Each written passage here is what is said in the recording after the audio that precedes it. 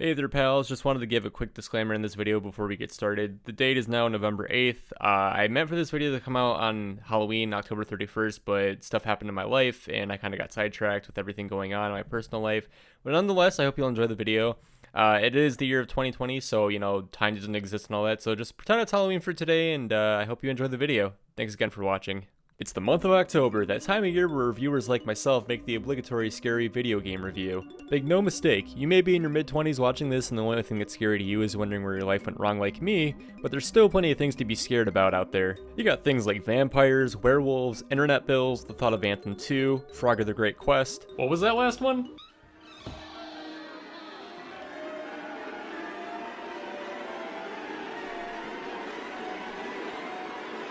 You guys want to see what a f***ing mistake looks like? No, not that one, the other one. What happens when you take a classic video game intellectual property, a 3D platformer, Konami, Shrek, and mix them all together?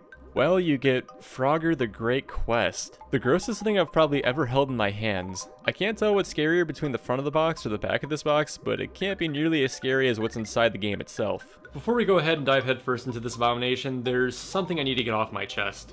I have a dark past with this game. That's right, I have played this game before. You can't even begin to imagine the amount of mental trauma I suffer with every day because of this game. This was yet another game my dad had lying around the house, and even as a kid I remember I couldn't stomach playing more than an hour of this game. But that's not the worst part. I bought this copy. With my own money. On eBay. And I even paid for shipping! This really is the scariest time of year. Well, let's get this over with.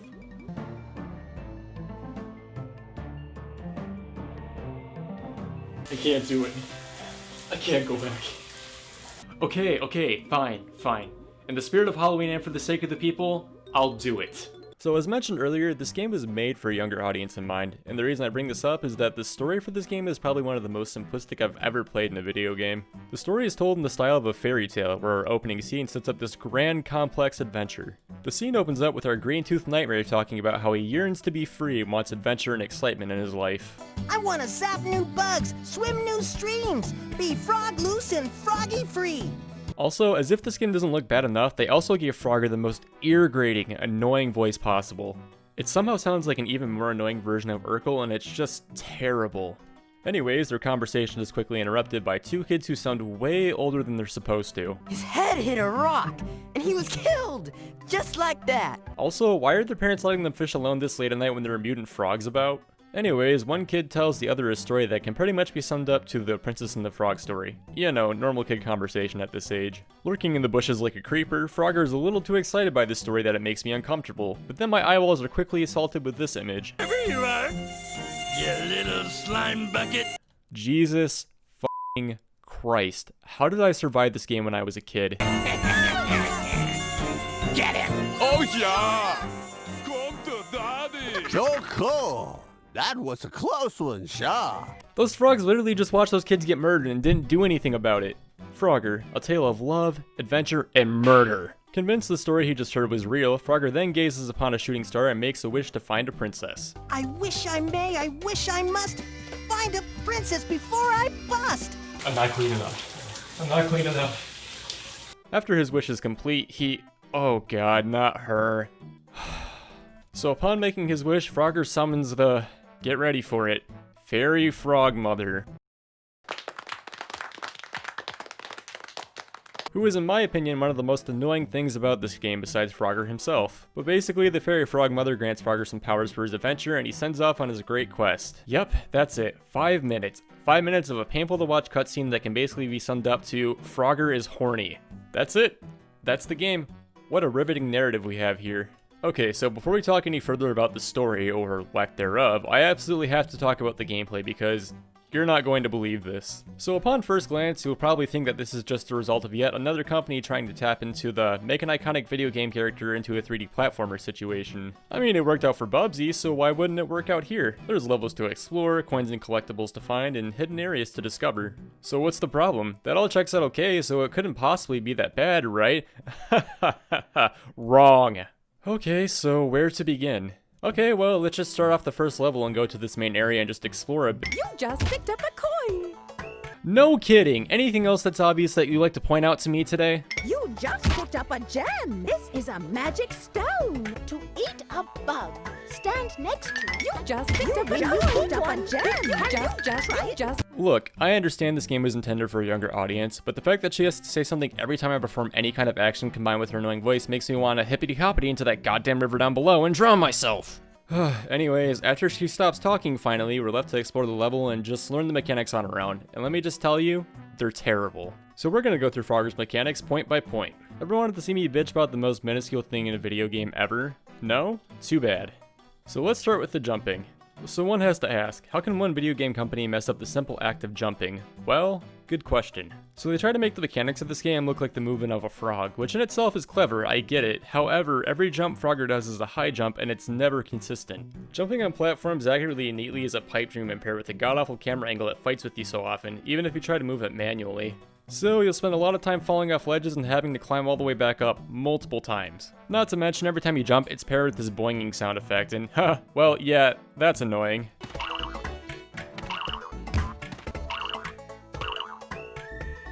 Next up is Frogger's basic attack. Simply pressing the square button when you're up against an enemy will have you perform Frog Fu. Please just kill me now. You attack in the same way you would in the Kingdom Hearts game where you just mash the square button over and over again. It looks less like you're pulling off cool moves and more like you're getting into a wimpy slap fight. It's lame. This next one I did not come up with a name for. This is quite literally what it's called in the game manual, but Frogger has a long distance attack where he can spit frog goobers. First of all, ew. Second of all, he's a frog. You could have made his tongue do a long distance attack or something, but nope, he just spits on people. When I tested this out, this seemed to do far more damage than your regular attacks, so I just stay my distance most of the time and just spam this attack to deal with my enemies much quicker. Either way, this was disgusting to sit through. Those are all really the main mechanics in Frogger's arsenal, but there are a few miscellaneous things that I can talk about real quick. One thing you can pick up are these runes that you find in chests that contain either a snowflake, fire, or wind. You activate whichever one you have equipped using the triangle button, and they all have different effects. The ice one makes your enemies slow for a small amount of time, the fire one turns your spit into fire spit, and the wind rune turns Frogger into Sonic. Another thing you can do is when Frogger's low on health, he can also eat bugs lying around the map to restore his health, and I don't know about you, but the fact that he's a humanoid frog with teeth and watching him eat bugs like this makes me highly disturbed. And that's basically all there is to Frogger's moveset. It seems overall simple enough, but Frogger is extremely hard to control, especially when platforming. If I, a 25-year-old man reviewing a Frogger game for kids, is having a hard time, I can't imagine this would be much easier for kids to play. Oh yeah, something else I should probably talk about real quick are the coins. So if you watch the gameplay in this video up to this point, you'll probably notice that there are different colored coins and gems scattered all around the map. Veterans of 3D platformers are most likely to think that each of these coins and gems have their own purpose, similar to how in Banjo-Kazooie each item you pick up goes towards something different. At least that's what I thought. But nope, what these coins and gems actually do is total up at the end of each level and turn into money you can spend at the frog shop. Oh boy, I've always wanted to go there. So you may be asking yourself, what's in the frog shop? Well, I'm glad you asked. There's only one thing you can purchase at the frog shop, and that's some of the most cursed looking concept art for characters I've ever seen in any game. You basically spend your coins to collect art pieces of characters found throughout the game. What do you get when you collect them all? No clue. I didn't bother collecting them all because I had all I could take when I had to look at this cursed looking cow. This is some of the ugliest character design I've seen in any video game. And I'm not talking about just the concept art, but in the actual game itself. Just look at this nightmare fuel. Oh yeah, here's a cow I found having a mental breakdown.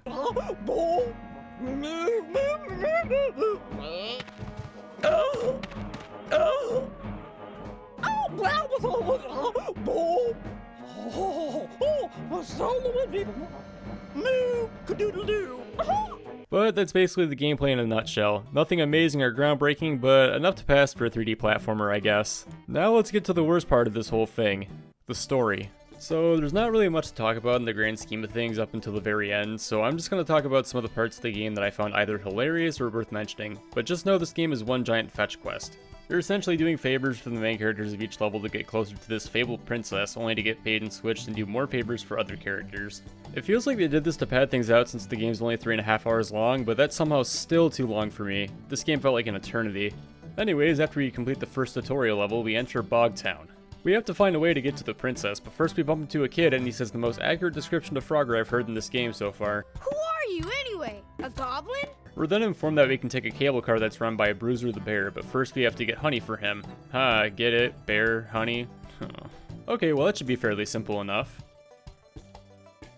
Don't attack the bees. Don't attack the bees. Don't attack the bees.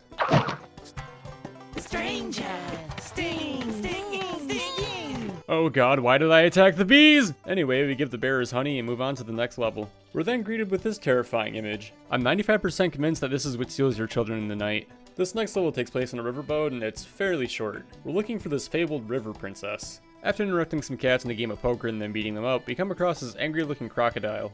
And his accent is, well, it definitely makes me want to call the police. Wow, you done whooped me good, boy. After some clunky combat, the gator is defeated and he has this to say. You want to see the river princess? Well, you're standing on her, silly. The gator then tells us that the river princess we're looking for is actually the name of the boat we're standing on. Very clever. After getting baited yet again, he then lets us use his boat and we make our way to the next level in search of the princess. Frogger then comes across a town on a river where a drunk turtle tells us that the town's been overrun with goblins and a fairy that's been held captive here and we need to find the key to release him. I've been looking everywhere for the key, but I can't find it. Yep, I can tell you're working real hard there. You know, that's another thing that weirded me out about this game. The choice in enemies. Imagine you're making a video game about a frog on an adventure and you have to come up with some enemy types for him to face. You might pick something like crocodiles, snakes, or maybe even some kind of bird. This game? Goblins. Just goblins. And let me tell you, they say some of the most random things I've ever heard come out of an enemy. Outsider. Don't make me mad. Outsider. Outsider. Goobler, great. Outsider. I know frog. Goobler, double. Goobler, great. I don't even know where to begin explaining that one. Also, as if Frogger wasn't annoying enough, every time he takes damage, he has to say one of 3 catchphrases. Every time. The whole game. Ah! Don't make me mad. I know frog foo. This game is a punishment for man created by God. Anyways, we free the fairy, and I wish I hadn't, because he has a voice more annoying than Frogger, which I didn't think was possible. So you're looking for a princess, huh? Yeah, like aren't we all? The next 5 levels are just padding, so I'll just go over them really quickly. We end up in a town called Fairyville, where the fairies agree to let us meet the princess if we do 5 different tasks for them. Frogger, how much is this princess you've never met worth to you? I would have gone home by now. The first task we have involves planting 5 trees. Hooray. This is fun. This next mission, however, is one of the creepiest things I've ever seen in a kid's game. We're told to enter the Tree of Knowledge, where we will meet a figure called the Dark One. From what we're told, we're apparently supposed to fight it to gain knowledge of some kind and bring that knowledge back to the fairies. Sounds a bit ominous so far, right? Well, once we get far enough into the level, we come across what I guess is this game's Grim Reaper, but a frog version of that. It's really creepy because he just floats to wherever you are and just swings a scythe at you. After we hurt it enough, part of its face falls out to reveal Frogger himself? Then it just disappears and the level is over. Did we just fight Frogger's Heartless? Also, his name is Mr. D, which is amazing. Frogger then tries to tell the fairies what he just witnessed, but they laugh maniacally and instead want to play hide and seek. Hide and seek, hide and seek. Find us, Frogger. Find us. I almost died, you assholes. In all seriousness though, you would think that that level had some kind of ominous meaning or some kind of significance, but nope, it's never explained again after that, and that is by far the strangest part of the whole game. Next on the long list of bullshit we're supposed to do, I have to go pay a visit to the cat dragon. Yes, that's actually what it's called. But next we're supposed to go speak with this cat dragon and play its game to obtain a riddle? I'm so tired. Fine, let's just get this over with. So this flying blue nightmare wants us to play against him in a game of chase. If we win, we get the riddle. If we lose, well... Well, then I will eat you, of course. What? Eat me? Oh no. Jesus, Konami, that's slightly morbid for a kid's game. But nothing really happens, you're just running through a few areas and just have to get to the end. Okay, finally got that damn riddle. Okay, let's go back to the fairies. So we go back to the fairies to tell them what we just discovered and, well... just watch this. Well, the dragon said, if you try to fail and succeed, which have you done? Fail, succeed, fail, succeed. The dragon said what? Wow! Try to fail and succeed. And succeed. Try to fail. Great. I'm glad you're all happy. Fairy dance! Fairy dance! Woohoo! Am I having a stroke, or did the fairies just ingest too many forest mushrooms? Seriously, what the hell is going on with you guys? Dad, you're in, silly! Okay, I did all of your dumb little tasks. Can I please just finally see the princess? Oh, finally, there she is. There is another one that you are seeking, my brave friend. She is in great need of your help. Go and seek the princess you are looking for. So you mean to tell me that I had to race a dragon, have a brush with death and an existential crisis, and play tag with some annoying fairies, all so you can give me the whole "your princess is in another castle" speech when you could have just told me this all from the very beginning? Oh no, it's fine. I'm working on a new game myself called Frogger Burns Down the F***ing Forest. Okay, let's just talk about something else. Speaking of levels that are weird and pointless, allow me to introduce one of the most pointless levels in this game, Dr. Starkenstein's castle. So Dr. Starkenstein is a mad scientist that captures Frogger and holds him hostage to use him for experimentation. So it's up to us to find a way out before Frogger ends up as the next failed biology final. We make our way through the level and come across the evil doctor at the end of the level where he's about to unveil his grand master plan. Oh yeah, also they decided to give him a badly impersonated Dr. Evil voice for some reason, and it just makes me cringe. Ah, I see we have a visitor. Welcome to my laboratory. Curiosity killed the froggy. Oh yeah, where was I? Oh yeah, his evil plan! I don't know, what maniacal thing could this evil Looney Tunes ripoff come up with? Behold! The great metal chicken ray! So yeah, a giant robot chicken. Because why not? Now that's one big cock! I'm sorry, I had to, I couldn't resist. We then have to engage in this pseudo-boss fight where we have to destroy the doctor's machines and break these blue breaker-looking things. Okay, this is pissing me off. Excuse me, Frogger. Frogger, the rated E for everyone and made for a young audience video game? Did you just say piss in a kid's game? Why was this added in here? Who approved this? Anyways, I could keep covering each level in detail, but honestly, there's not a whole lot that happens and the levels go by pretty fast. But to sum it up real quick, domestic goblin abuse, a nightmare-fueled cow, and a riveting castle fight that would put fight scenes in Game of Thrones to shame. Okay, we're finally here. The final level. The Towers of Joy Castle. Thank God. Let's just get this over with. So I think at the end this game couldn't handle how bad it truly was, and the audio literally broke on me and looped the last audio noise I heard over and over again. The whole entire level. No, seriously. Just listen. No outsider, no outsider, no outsider, no outsider, no outsider.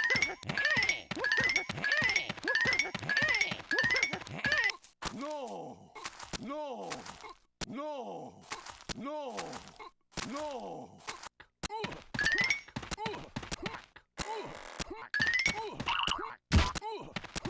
This is something I would normally expect on an emulated version of this game, but this happened on the disc version of this game. And being quite honest, this is just the cherry on top of the cake that fully summarizes this trip into madness. We then finally come to the final boss who's been responsible for the princess's kidnapping this whole time. That's right, the build up to this final boss is finally revealed, and it's a villain we've never seen before, not mentioned once in this whole game, who looks less like a villain and more like a 90s mascot for some pizza joint. His name? The Magical General of Light and Industry. What kind of name is that? The Industry? The Industry of what? Looking like a chab with glasses?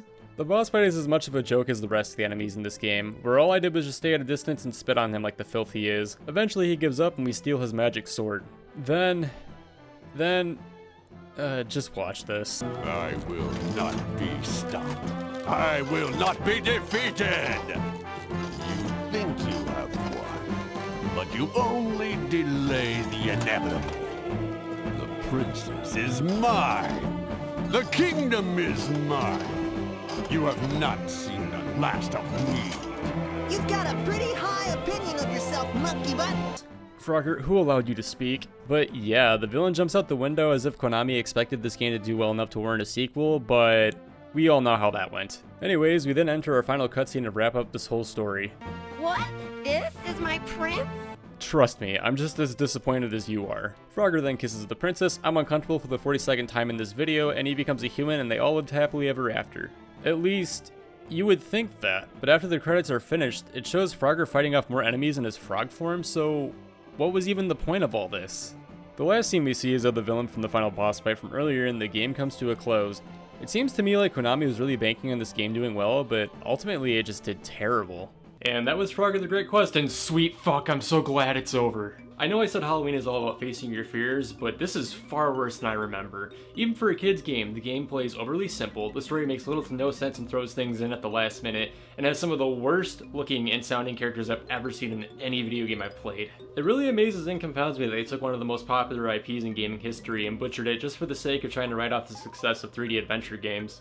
I think it's pretty safe to say that they learned their lesson in all this, because we never ended up seeing a continuation of this iteration of Frogger, thank God. But that being said, if you see this game anywhere, stay as far away as you can. I'm just really glad that I finally put this game to rest after all the years it's haunted me. Now the only thing left to do is just enjoy Halloween. And as always guys, Shewy says, always make sure to double check your candy, because there may just be a bad game hiding inside. Oh god damn it, this happens every year!